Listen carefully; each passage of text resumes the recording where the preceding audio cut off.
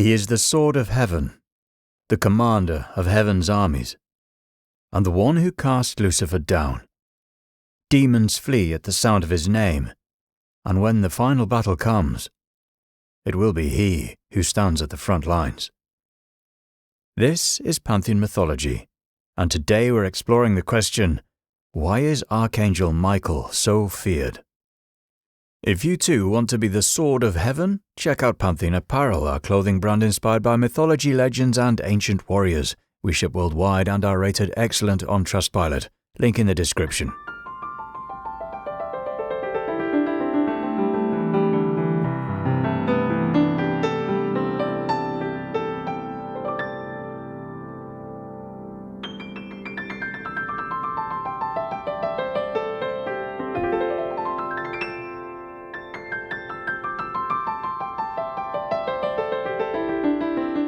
Michael is more than an angel. He's a commander, a guardian, a warrior. As the prince of the heavenly host, he leads an army not for conquest but to uphold order, standing against the forces that seek to disrupt it. Michael's role is one of war, discipline and judgment, confronting threats wherever they emerge. His rank places him among the most powerful of celestial beings. As an archangel, he is one of heaven's greatest warriors, entrusted with leading its armies and enforcing divine will. Some traditions associate him with the seraphim, the six-winged beings closest to God. Whether as a commander of angels or something greater, one thing is clear: Michael does not remain on the sidelines. When heaven acts, he leads the charge. Across Christian, Jewish and Islamic traditions, Michael's name carries authority. His very name means "who is like God," not as a statement of power, but as a challenge to those who seek to claim dominion over creation. Exorcists call upon him, warriors pray to him, and his enemies are said to falter at his presence. It is believed that when his name is spoken in the face of evil, darkness recoils, not simply from faith, but from the power he represents. His role is neither merciful nor cruel. He does not hesitate, nor does he engage in negotiation where none is warranted. He is neither a messenger nor a distant overseer, but a shield against chaos and a sword against corruption. And that is why, when war threatens the balance of heaven, there is no angel the forces of darkness fear more. Michael's strength is not just in his command over heaven's armies, but in the battles he has fought. Among them, none were greater than his war against Lucifer. Lucifer, once among the highest of angels, rejected the celestial order, gathering followers who sought to challenge heaven's rule. His rebellion was not a simple act of defiance, but a declaration of superiority, an attempt to claim dominion over creation itself. His pride drove him to challenge divine authority, setting into motion a conflict that would reshape the heavens. But it was not God who met his defiance. It was Michael. With the legions of angels at his side, Michael led the charge against the uprising. This was not a struggle of words but of force, a battle that shook the foundations of heaven. As Michael's forces clashed with those of Lucifer, the skies themselves trembled under the weight of their conflict. The rebellion was fierce, but Michael fought without hesitation, his command unwavering. Lucifer, once radiant and powerful, was outmatched. His blade tore through the rebel host, and with each strike, the insurrection collapsed. Lucifer, the most exalted of the fallen, could not withstand him. Michael did not simply defeat him, he cast him down, stripping him of his former status and ensuring he would never again pose a threat to the order of heaven. Though Lucifer was overthrown, his influence did not disappear. Many traditions hold that Michael remains his greatest adversary, the force that keeps his power from spreading unchecked. Lucifer turned his focus toward the mortal world, seeking to deceive and corrupt. Yet at every turn, Michael is the one invoked to drive him back, the warrior called upon in moments of crisis, the shield against his influence. If even the most powerful of fallen angels was unable to stand against him, what hope does any other force of darkness have? Michael's battles did not end with Lucifer's fall, but unlike the rebellion in heaven, where the uprising was swiftly crushed, the final battle will be different. This time, the conflict will not be limited to the celestial realm but will encompass all of creation. Many accounts describe of an apocalyptic war where the forces of darkness make their last stand. This is not just another battle, but a decisive confrontation foretold since the beginning of time. Michael will not just lead heaven's forces, he will be the one to decide the outcome. Some traditions hold that he will personally subdue Satan, binding him in chains and casting him into the abyss of eternity. His role is not just that of a warrior, but of an instrument of final judgment. His purpose in the end times extends beyond battle.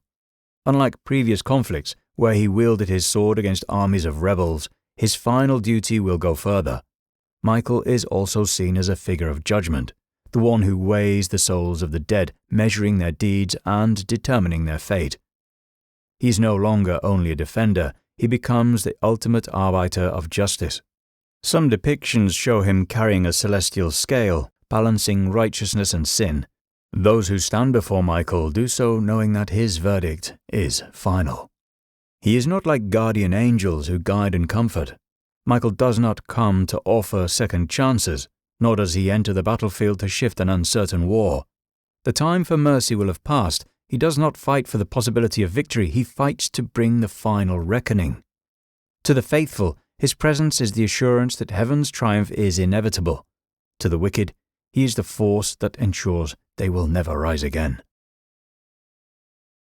Michael is far from the gentle, ethereal figure often associated with angels.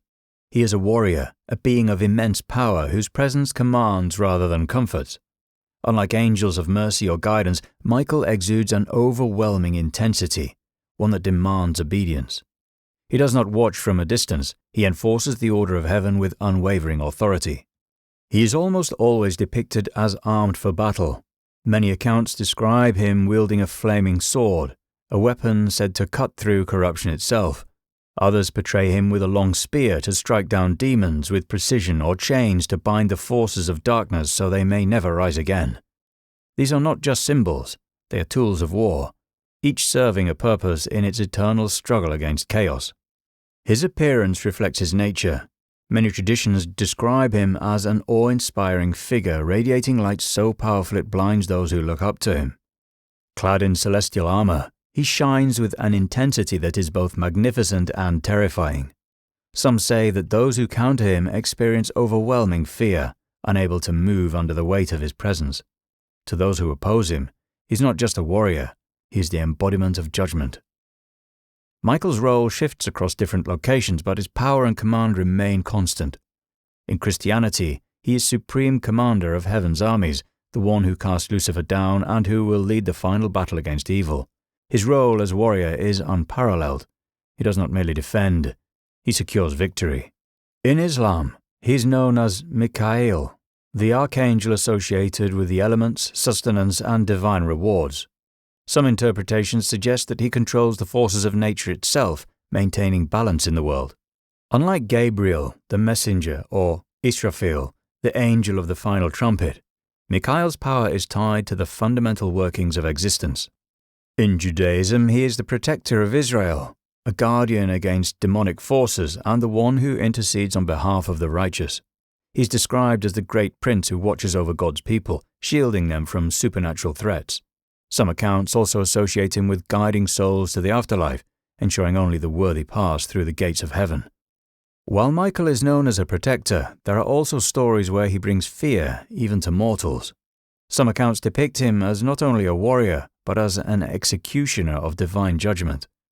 In times of great sin, Michael is said to be the one who delivers punishment.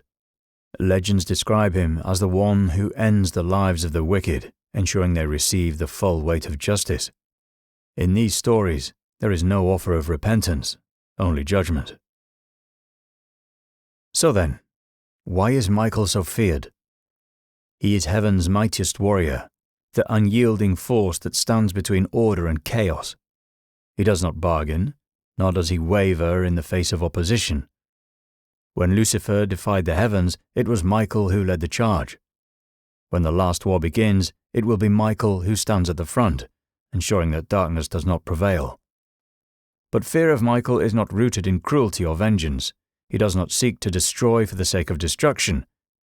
He enforces judgment, upholds order, and ensures that no threat goes unanswered. To those who call upon him, he is a protector. To his enemies, he is the force that ends the battle before it begins. His name has been spoken in prayers for centuries, not just as a plea for protection, but as a declaration of strength. Whether in times of war, exorcism, or divine reckoning, Michael is the one to stand against the darkness. He is not a figure of mercy, nor one of malice. He is the one who answers when the heavens call for war.